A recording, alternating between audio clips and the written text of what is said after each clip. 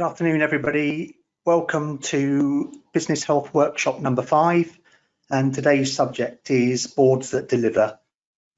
So welcome. If you don't know who I am, just a brief introduction. I'm Mark Lawson, Managing Director of Business Vision, and we're a firm of accountants that specialise in helping small and medium-sized businesses grow, get more sales and profit, and also spend less time and have more fun, hopefully, in doing it. So today is Boards That Deliver. It is actually part 2 of a 2-part series. So if you missed the July one, which was the first part, don't panic. That has been recorded. This one will be recorded, and both parts will be uploaded to YouTube in the very near future. So we'll let you know when that happens. But you can certainly go through this one without having the knowledge from the first one. It's a standalone, so hopefully you'll still get everything you need out of it. Okay, just in case you haven't used GoToWebinar before, just a brief illustration of how this works. So you've got basically your control panel that should be somewhere on top right of your screen, which you can expand and collapse either to see the functions or to give you more of the screen view. You can basically select the type of audio, so you can ring in on a phone or you can use computer audio using your speakers. There is a workbook which won't be available actually today, but we will send that out shortly. And obviously, if you've got any questions, we will have time at the end for questions and answers, hopefully. So if you've got anything in there, put it in, or if I mention anything where we've got some freebies that we can give out, just put in there, please send it to me, and so on. So as you go along, do that. So before we start, as I say, the seminar is likely to last about 45 minutes, all being well, and then we'll have 5-10 minutes at the end for questions and answers. Because it's not formally scripted, it does vary in length depending on how much I get sidetracked thinking about things. But hopefully by about 2:15 we'll be into questions and answers and move forward. So thought of the day is basically one from Kenneth Dayton, sorry, which says governance is not management. And that really goes back to something we should all be aware of, which comes from Michael Gerber, which says business owners, business directors should work on the business, not in. Now, we've got this term governance, which I used in the last seminar as well. And what we're really referring to there is working on the business, doing what business owners and directors should do.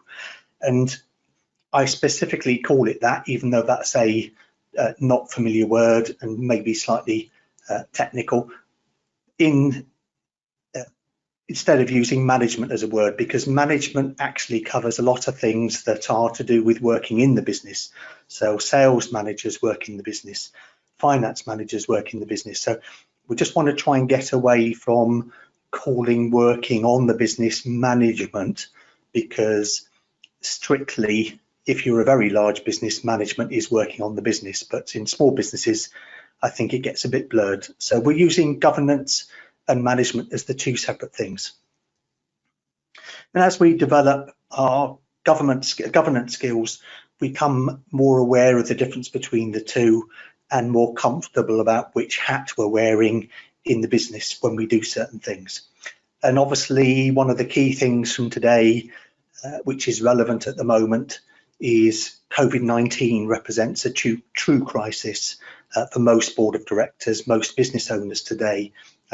So I think a better understanding of how running a business works is crucial, and it's not something that particularly is available, in terms of training. It's not something you'll have learned particularly from working for somebody else, because their management probably wasn't particularly up to speed either. So following on from the last seminar, this is more of a deeper dive into governance and about how to just be more effective as a business owner and a business director. So particularly recent events may have highlighted some issues within running the business, and we'll hopefully start to go through that.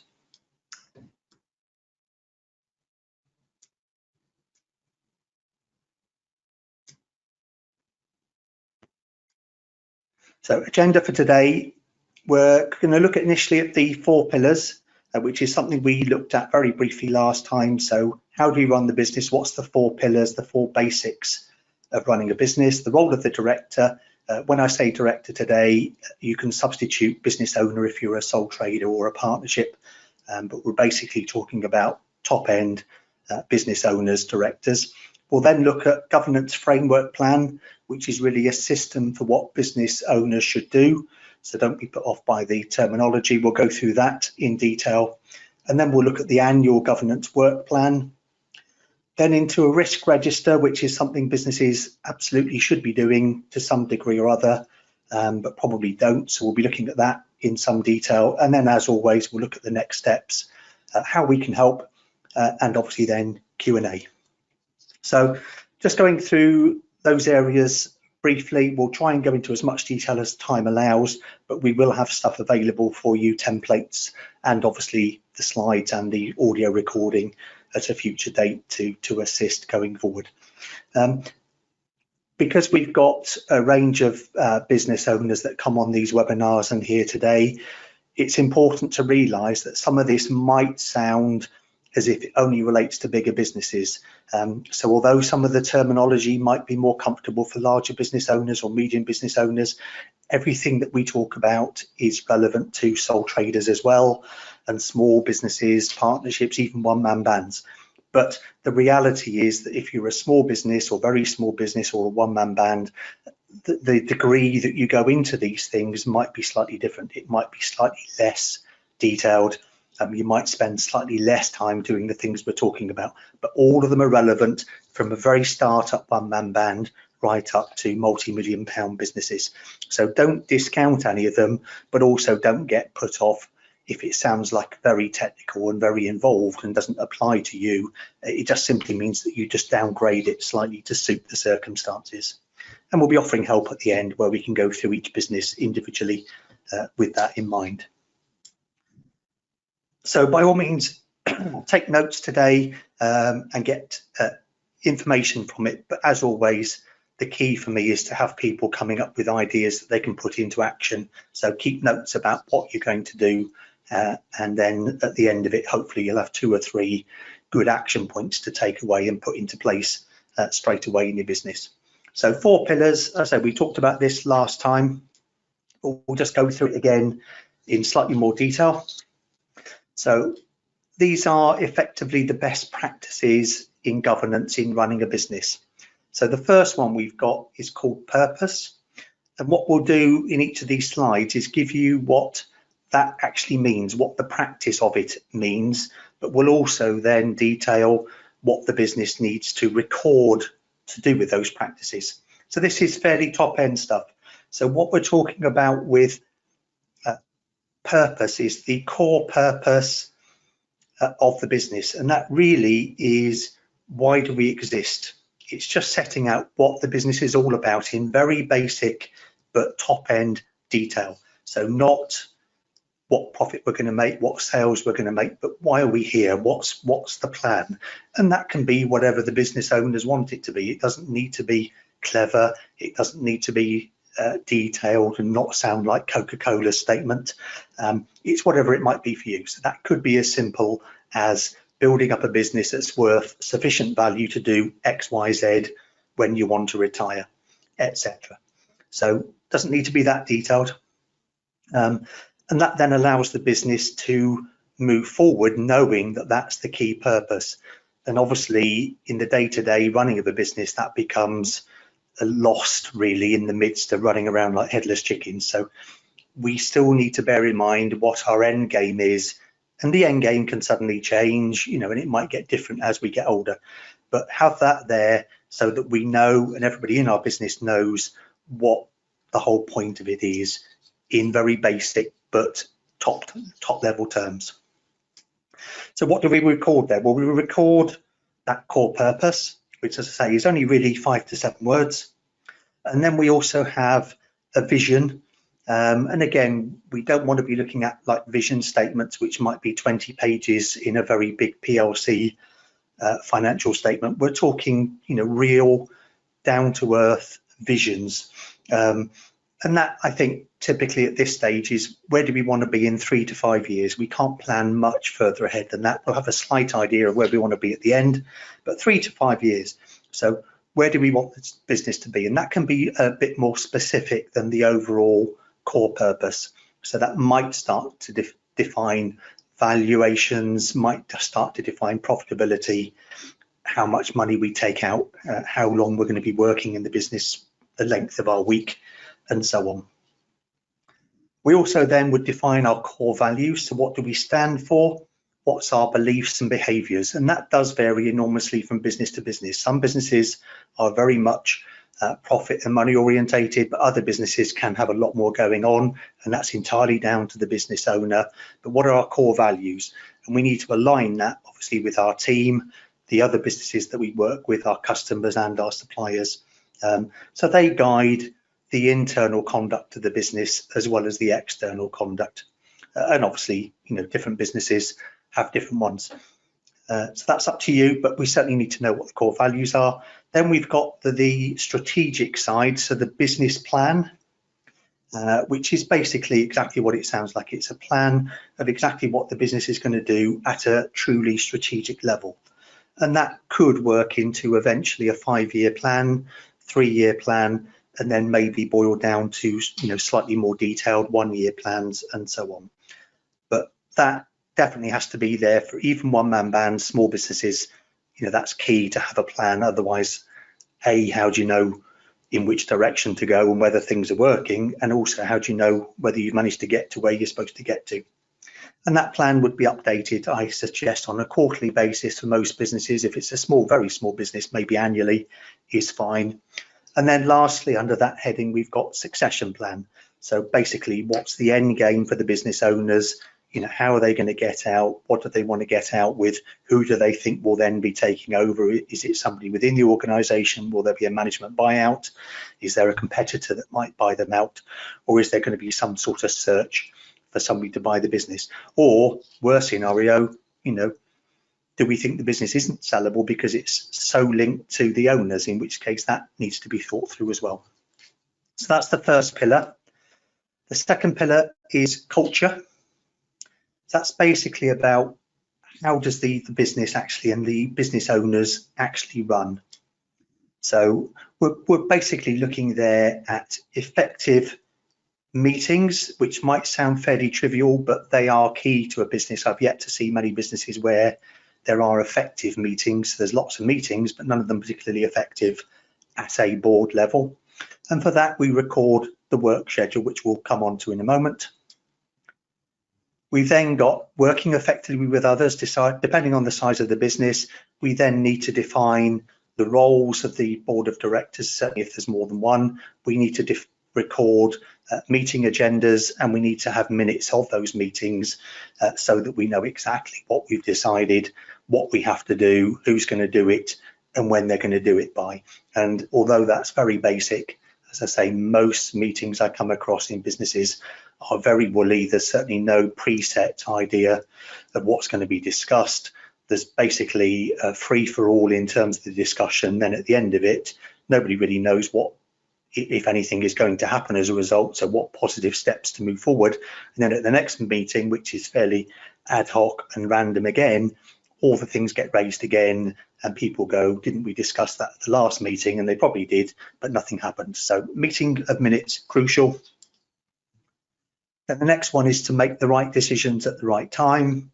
So we're looking there to have a record of decision-making policy, certainly big decisions, investment policies where there's investments going on, and very large businesses, you'd want to know, what interest directors and maybe employees have in other companies that might be related.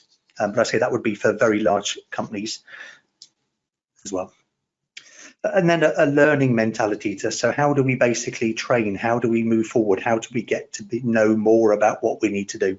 And that would involve recording board performance reviews. So how are we doing? What do we need to train up on to do things better? And that's certainly relevant at the board end because obviously that is the top job in the business, and that board of directors or the sole director, the business owner, needs to have the knowledge to know how to run the business. And that is often lacking because they've come into businesses often by doing a bit of a business when they were employed, so they know that bit, which is often the operational, the doing side. But when they move into their own business, the whole practice of running it and knowing how to run it, what decisions to make, how to look after the finances, what the accounts mean, all that sort of stuff can be complete gobbledygook, and often stays that way because the comfort zone is in doing the doing stuff, not learning at the board of directors end of things. So third pillar is accountability. Really what we're talking about there is knowing what's happening in the business and what we're going to do about it. And we're recording there reporting policy. So what reports do we get? Who reports to who about what? Particularly, we need KPIs, key performance indicators. So what measurements really drive the business? And for small businesses, you can do that with 6 numbers. There are more. You can have hundreds of numbers if you want, but I think you could effectively run a small business with 6 key numbers. And then if you feel you need to delve into any one of those in more detail, you can get more. The key is obviously picking the right 6, and we can help with that. So KPI policy, knowing what numbers drive the business, what's important to the business, and what are they, both in terms of target and what are we actually getting at the moment. And if we're not getting target, how do we move closer to it? We then have a budget and forecast policy. So what's our budgets? What are our plans for the forthcoming months and years in terms of where we want to get to? And we don't want the business to be basically like a rudderless ship where it just goes somewhere, and then at the end of the year we look at the accounts just to see where we are. And we should be actually telling the business where we want to go and making sure it's going along that direction. And if it's not, we change it, tweak it so that it's more likely to get there. And then delegated authority. So, who's doing what and who's going to delegate, because the whole point of being in the board of directors or being a business owner is that the aim is to basically be just at the top, so that you're purely running the business and everybody else is managing stuff and doing stuff, and all you get to do is just see how it's working in the key of things. So to do that, from when you start as a sole business owner to a big business, there has to be delegation, and that needs to be strict and authorized and recorded. And then the fourth one is compliance, and that's really about keeping in track with the requirements of regulatory bodies, obviously the tax man, the VAT man, but also people like bankers, to some extent suppliers as well. They all have conditions, and there are always risks associated with those. So we need to manage the risks. And to do that, we record a risk register, which we're going to go into a little bit of detail about, and then things like ethics policy, sustainability policy, those sort of things. And that's the 4 pillars. So hopefully that will give you a good guide as to what the top end of running a business involves. But as I say, some of that might sound slightly suitable for bigger businesses or slightly technical. It is relevant to all businesses. You just need to make it real for your level of business, and we can certainly help with that. So we talked about where the business owner or board of directors sit, and this is a graphic we've got. I'm quite happy to send you a copy of the 10 hat structure.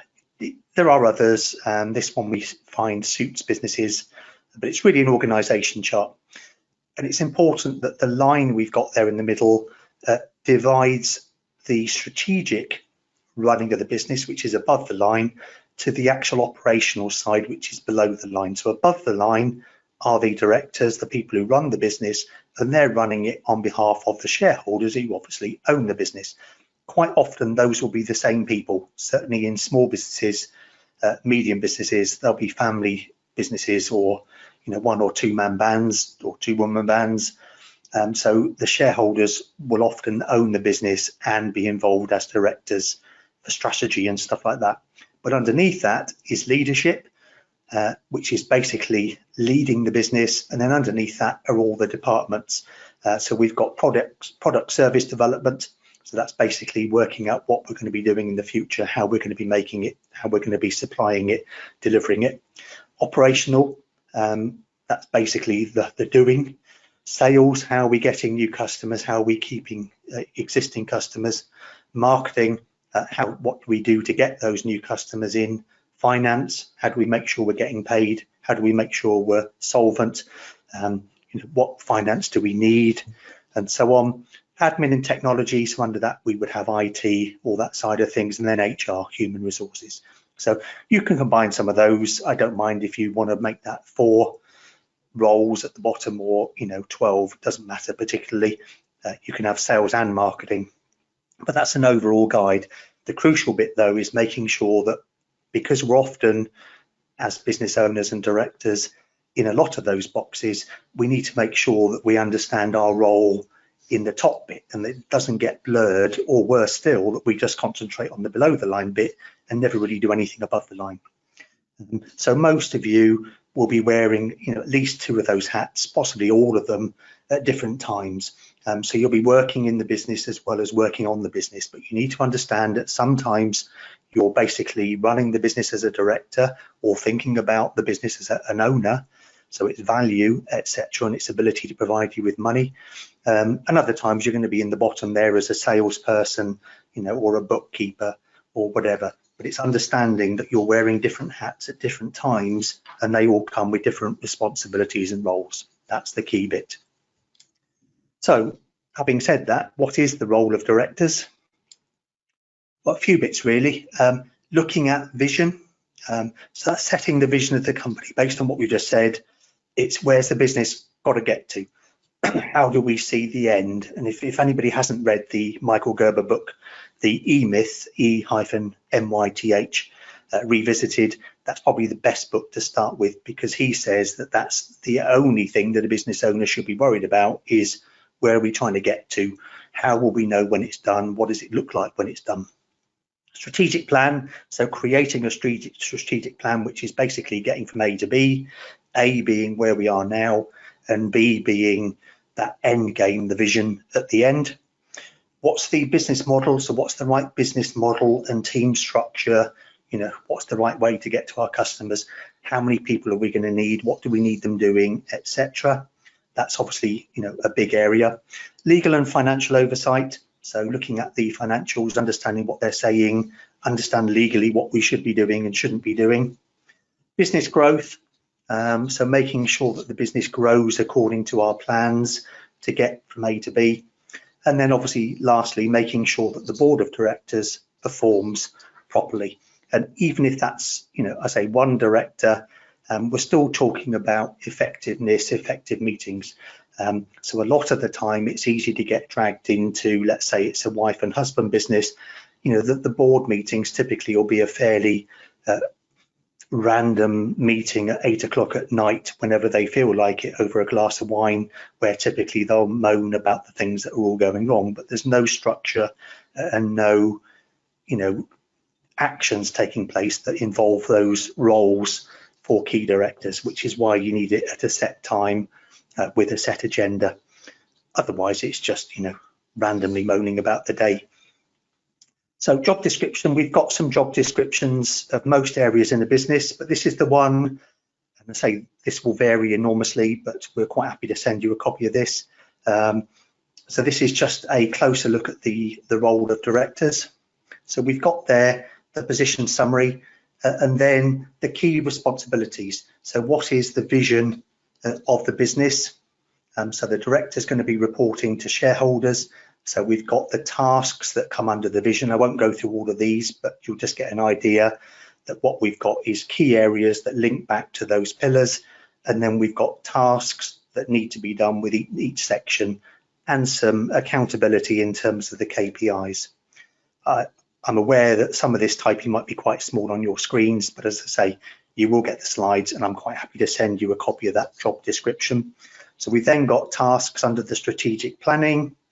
So that will basically be working out the strategy on how to move forward on a monthly basis. We've got basically the board performance, so the meetings and so on that go with that. The business models and structure we talked about, so there's some tasks under that, which will be looking at setting up an organisation structure if there isn't one, and reviewing it on a regular basis, and making sure that we know which people are in those roles in the organisation chart and that they're the right people. Legal and fiscal oversight, so that's fairly straightforward. That's looking at risk in the risk register and so on, and just making sure that we're complying with everything that we're supposed to be complying with.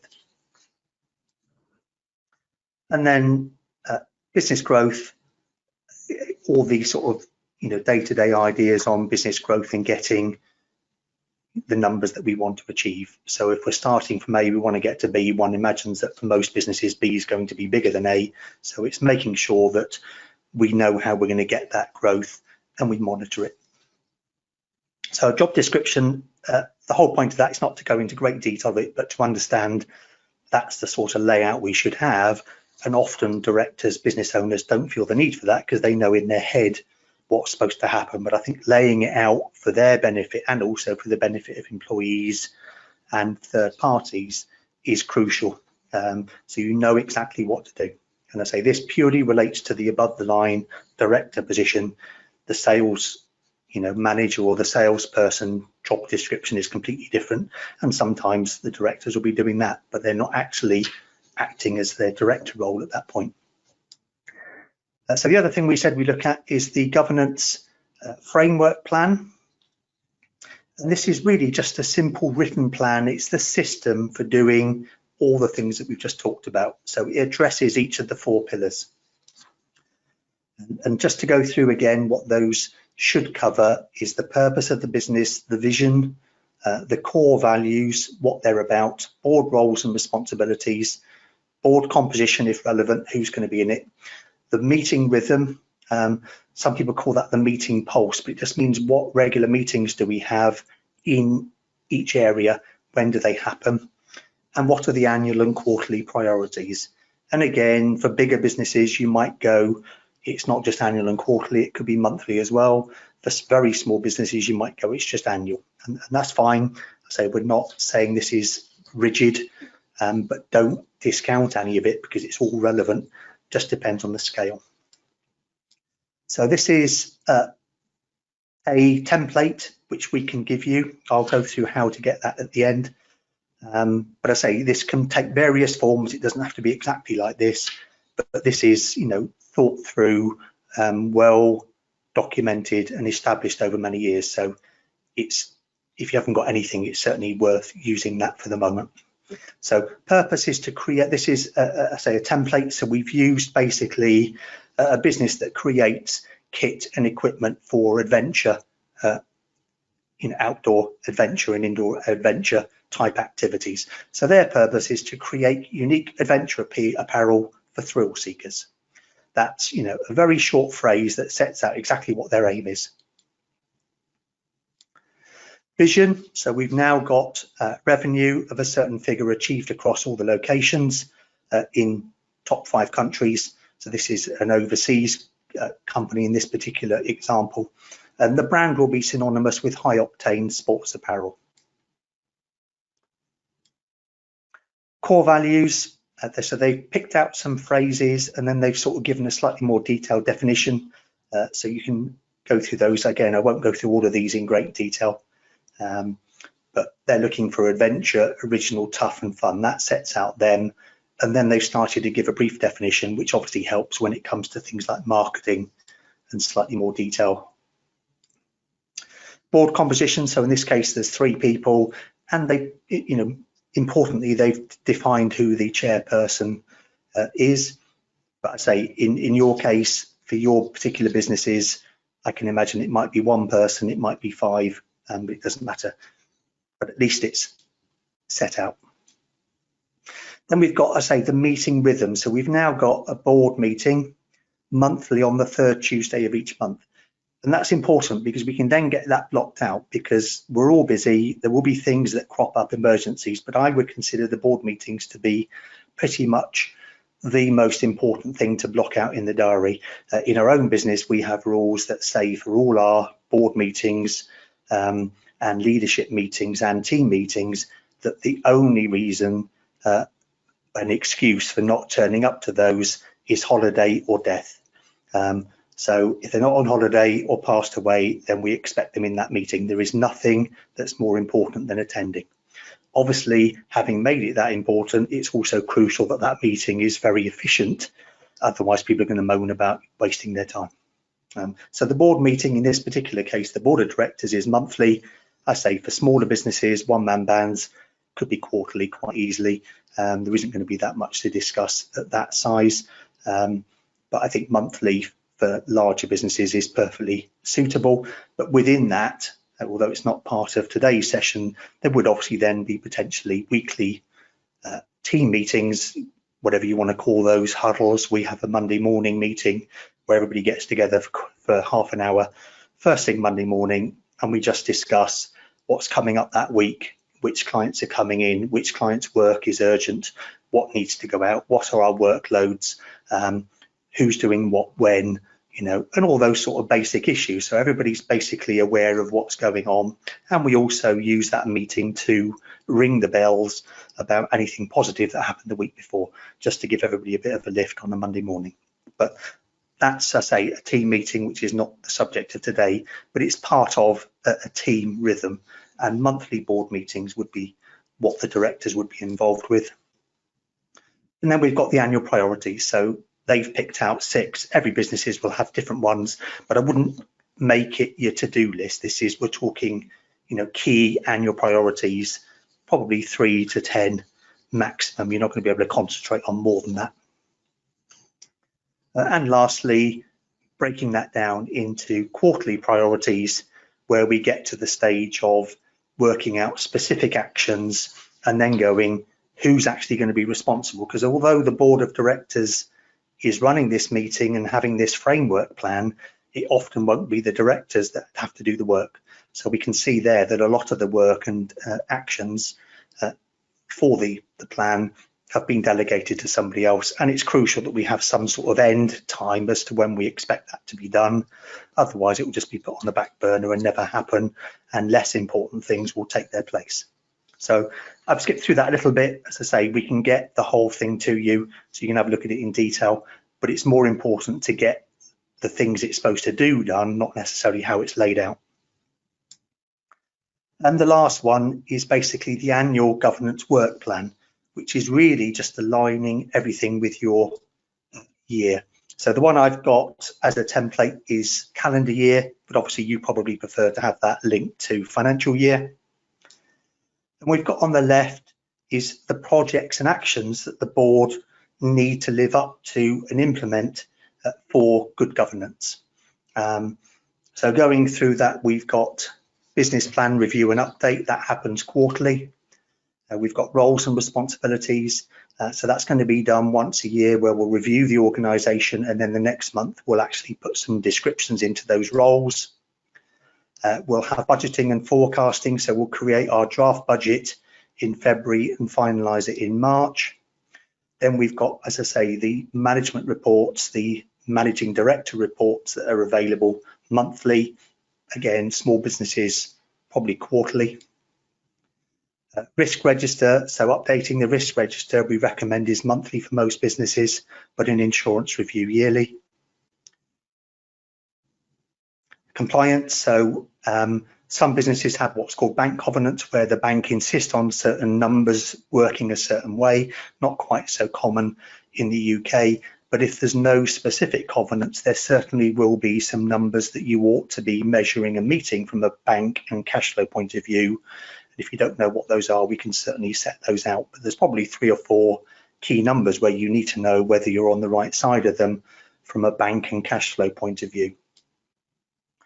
Board evaluations, so that would happen, I say, on an annual basis at the beginning of the year. So that's really just a calendar of how all these things fit in, but having that calendar ensures that these things are going to take place and that people know they're going to take place, rather than, you know, just having random thoughts occasionally where the directors go, oh, we must do this month, and it then does or doesn't happen. These are things that, depending on the size of the business, will be happening regularly. It's just the degree of depth of going into it and the frequency of recurrence that would vary from small to large businesses. But all of those things are relevant from the very start-up one-man band up to multi-million-pound industries. So board meeting, what we need to work out is what's the frequency. Typically, I would suggest if you've got more than a few team members, weekly team meetings, they only need to be 15, 20 minutes. And we'd recommend that they're standing because things get done quicker if it's standing. If everybody's sat around drinking coffee and having biscuits and croissants, then the meeting drags on and not more stuff gets done, probably less. If everybody's standing, then they'll be keen to move on. And interestingly, I don't know if anybody's seen it, but the West Wing television series, which was about obviously the American government, but it was a drama. All of the president's meetings with his underlings in his Oval Office were done with everybody standing for that very reason. Board reports. So when do we sit down and go through board reports? What meetings, minutes are we going to do for the meetings, and what's the ongoing accountability? So it's a rhythm, it's a series of recurring meetings that are blocked out in everybody's diary so they don't miss it. As I say, ideally, there are no excuses for not being, because if they don't attend the meetings they're supposed to be in at, if all the directors don't attend the directors meeting, things aren't going to work as quickly, and then eventually those meetings become perceived as not particularly useful. So risk register is the other thing we said we'd sort of touch base on. And this is, in my experience, something that very rarely gets looked at, thought about, put into implementation. But I would imagine that recent events particularly would highlight that this is an area that business owners have to get involved with. Not saying necessarily that we'd have predicted 5 years ago a global pandemic, but those areas are there all the time. And I would suggest that at the present time, we've probably got more risks for businesses than we've probably had at any point since the Second World War, without being doom and gloom. But we've had Brexit, and we've got other economies taking off at different levels. Previously, sound economies dropping. We've got huge changes in the UK, and we've obviously got COVID affecting pretty much everybody. And even though we're now getting hopefully to the back end, the back effects of those are still being felt. People are still finding it's difficult to get people to work. It's now getting busier for everybody, so we're now finding that everybody's got too much work on their plate and not enough people to do it. We've got accumulation of holidays. Nobody's taken their holiday during COVID because there was nothing to do or nowhere to go, and now they're all taking it before the summer finishes and they can go places. There's all those things and loads of other risks that go on as well. So what we're looking at is identifying and managing those risks, because having done all the right things in the business, the last thing you want is for something to come along and mess with it, either on a small or big scale. And what you usually find is that unexpected things that happen to a business generally tend to be negative, not positive. It's very likely that you won't have an event that suddenly boosts your profit by 50,000. It's quite possible you'll have events that take 50,000 away.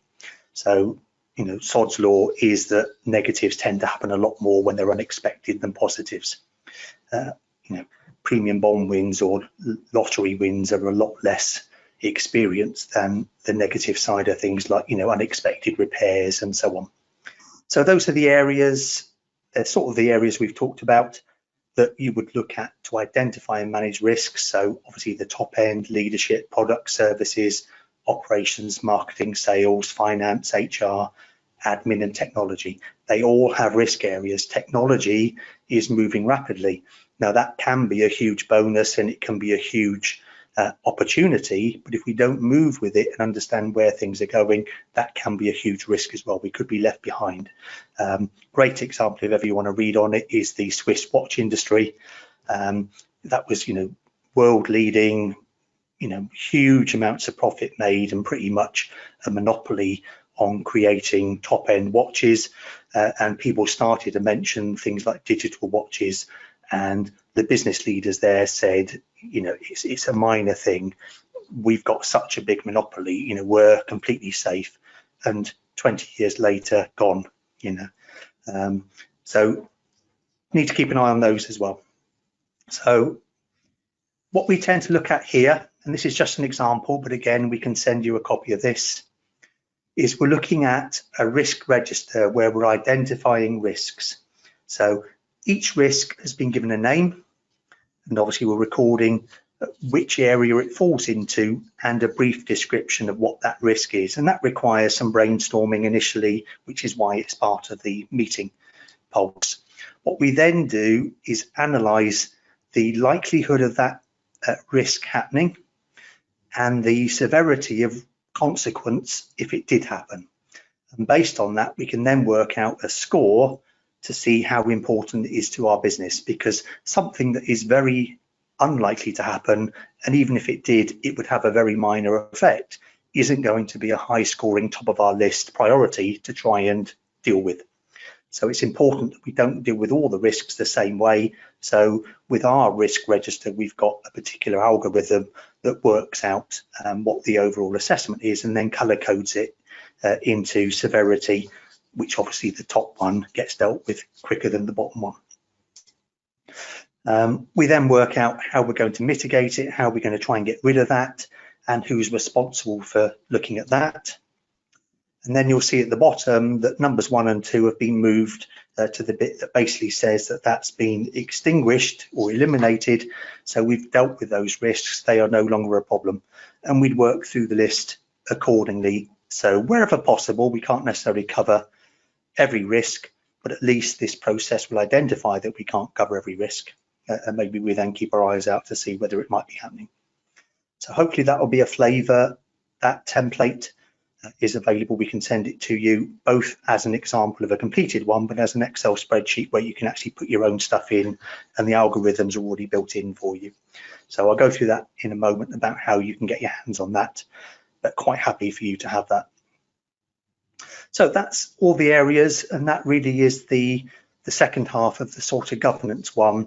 I am very conscious these are areas that are probably not the sexy areas for businesses. We've done loads of seminars on growing sales, getting more customers, making more cash, and they're all relevant. But this is about the top end, running the business, and in my view, you know, given that that is the ultimate job and the ultimate way to make everything happen, it's got to be, you know, on the agenda for you to look at and at least take some steps towards this. It's quite a big area, so you're not going to be able to get all of these things done quickly, but just taking some baby steps to get some of these things implemented will certainly be really, really useful. And remember that we're here to help as well, not just with clients. We're quite happy to help out to some degree with non-clients, because we know what goes around comes around. So next steps for you then, based on today, and if you were at last month as well, assess the gaps in your governance strategy, in your running your business strategy. Are all the things I've mentioned getting done? If not, which are the things that are more striking as needing to be implemented soon? Make a plan on what actions you're going to take and focus on what you can do. So some of these things won't be feasible straight away. So just start working up the things that can be done, and wherever possible, get help from us and other third parties. So we'll just go through how we can help you, and then we'll just touch on Q&A. So as I mentioned before, the governance planning template that we went through, both a blank one and a completed one to see how it would look, is completely free. And you can either put something in the little chat box to say, send that to me, please, Mark, or you'll be getting a feedback form shortly after the webinar ends. You can also put some stuff in there.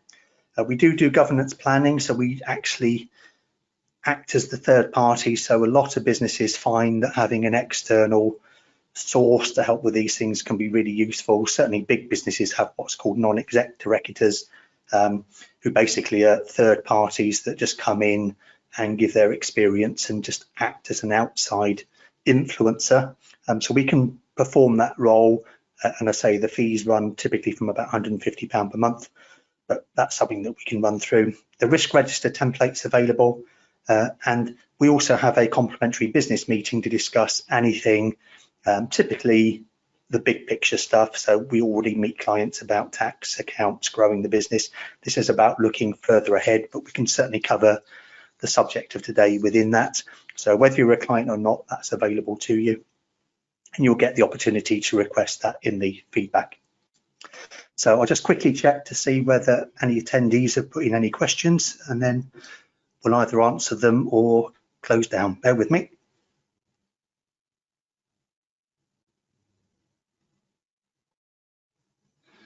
No, we have no question today, which is good, which either means people are completely bamboozled or that I've explained everything perfectly well.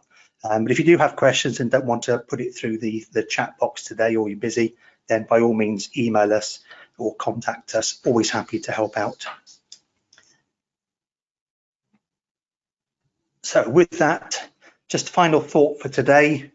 This is from Pearl Zhu, who is a very well-known author. I say known to people who deal with consultancy and stuff like that, probably not well known to business owners, but done numerous excellent books, probably dozens, so worth looking at on Amazon. And the thought is group thinking or lack of courage to ask the tough and strategic decisions is the chief weakness of boards today. So make a simple plan, commit to at least 3 actions, write them down and work out what you're going to do. And as always, we're here, ask for stuff, get the freebies, feedback to us and let us know if there's anything else you need. But for the moment, thank you very much for attending today. I appreciate your time, and hopefully you'll make it to the next meeting, which I think is on the 23rd of September, which is going to be slightly more one of the sexy subjects. So we're going to be looking at a number of ways of getting extra sales quickly with minimum fuss and time and cost. So that will be a lot more detailed about growing businesses. Hopefully that will be very relevant as well. So if you can make that one on the 23rd of September, same time, look forward to seeing you then. But for the moment, take care and thank you for being here today. Thank you.